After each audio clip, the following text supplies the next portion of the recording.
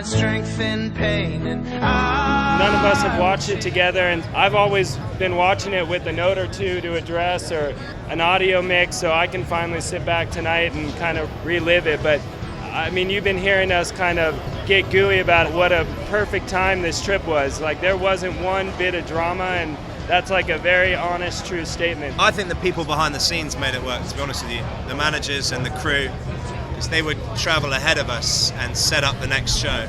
And people like Dave Conway, whose idea it was in the first place, and Mike Luber, who kind of headed up the production of it. They were the people that made it not a disaster, because it really should have been a disaster, I think. Like, the idea of 130 people who aren't organised in and of themselves, just travelling around the country playing shows.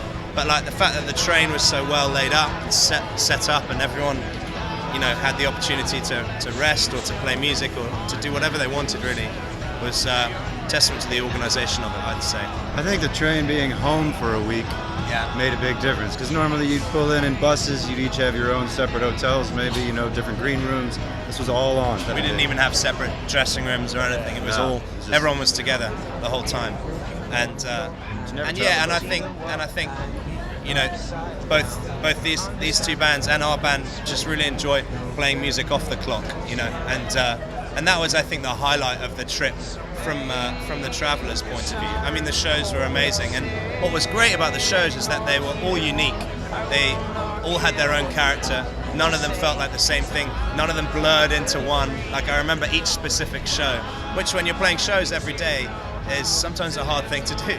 Everything from Christian really falling in love with the guitar style that you know, Gil, for instance, would be playing, and trying, you know, his ass off to learn how to do that. And Stu learning banjo. Yeah, Stu learning banjo, and I mean, our band has always been into communal music, but that's communal music on a sort of get up and, you know, take it anywhere level, where you can play it anywhere and it flies without the use of anything electrical.